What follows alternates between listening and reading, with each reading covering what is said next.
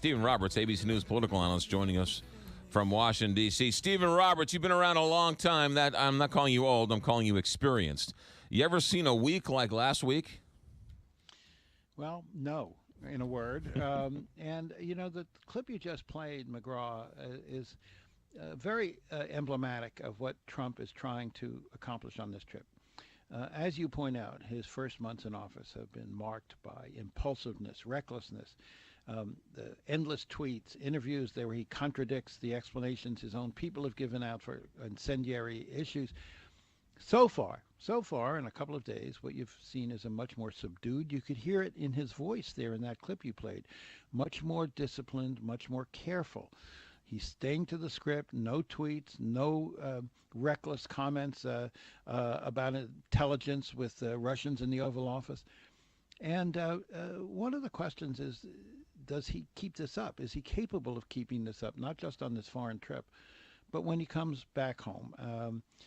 One of the reasons why his presidency has been off to such a rocky start is that all of the doubts people had about him, about his temperament, about his judgment, have been reinforced by a lot of his own behavior.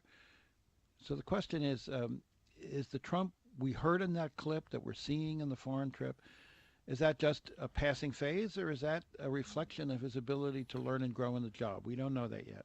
His speech in Saudi Arabia and his speech in Israel today, it looks like Iran is shaping up to be the bad guy, which is fine, except for the fact that Iran is a lot more, well, they just re-elected Rouhani, which is a moderate, according to them, and they're also helping us fight ISIS in certain parts of the country. So do we really want to make Iran a bad guy now?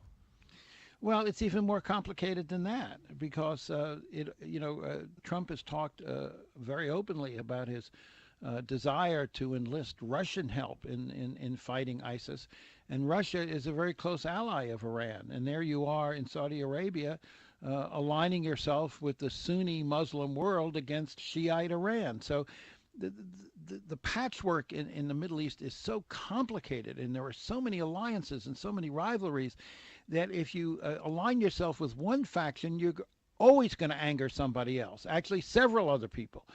And this is a very different tone than what Barack Obama took. Obama, of course, reached out to Iran, negotiated a deal on nuclear development with Iran, saw Iran better relationships with Iran as a key to a more stable Middle East, whereas Trump has allied himself with the Sunni world and evinced a lot of hostility towards Iran. So it is a difference in tone. It's a difference in geopolitical calculation about who are your friends and who are your enemies. We were talking to ABC News' Jordana Miller earlier today, and she's with him in Jerusalem, and she was saying that the Palestinians as well as the Israelis are both excited to see him. In this parallel universe we're living in, maybe Donald Trump is the only one who can get these two to sit together and come to some sort of brokered agreement.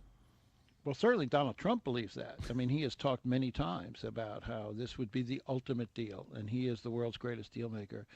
More credit to him if he can do it. The fact is, he would not be the first American president to have this aspiration and to crash and burn. I mean, Jimmy Carter tried to do this. Bill Clinton tried to do this. Virtually every American president over the last several generations has aspired to be the deal maker in the Middle East. On some level, they've all failed. But the other thing that's interesting about this trip, and you talk about how the Israelis and the Palestinians are both eager to meet him, you got to remember that when a president travels abroad, and particularly a president who is mired in a lot of the kinds of partisanship and turmoil that has marked Trump's term in office so far, they love going abroad because they go from being the head of government and the head of a party to the head of state. Part of the reason why Palestinians and Israelis both want to see Donald Trump is he embodies the United States. When he leaves these shores, when he travels abroad, he's framed in a different way. He's defined in a different way. And you look at the greeting he got in Saudi Arabia, red carpets, gold medals, sword dances. They're not doing sword dances for Donald Trump on Capitol Hill, right? I mean, there are no red carpets on Capitol Hill for Donald Trump because in that setting, he's a highly partisan and polarizing figure.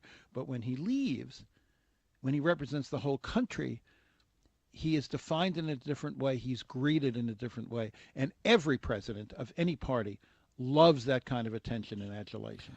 Stephen Roberts, I got 30 seconds. Does this, when he gets back to Washington, reset him? Does this put him on a stronger path? Will the sins and the mistakes of the past be forgotten?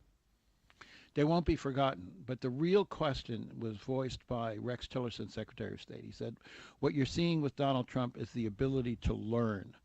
And to my view, McGraw, that is the single biggest question hanging over this presidency. So far, he has shown almost no ability to learn, no ability to grow, no ability to really understand what the responsibilities of the presidency involve.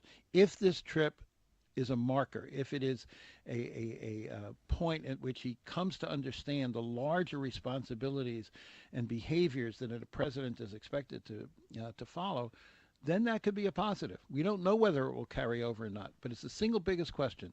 Is this president capable of learning? We don't know that yet. Stephen Roberts, ABC News political analyst. Have a good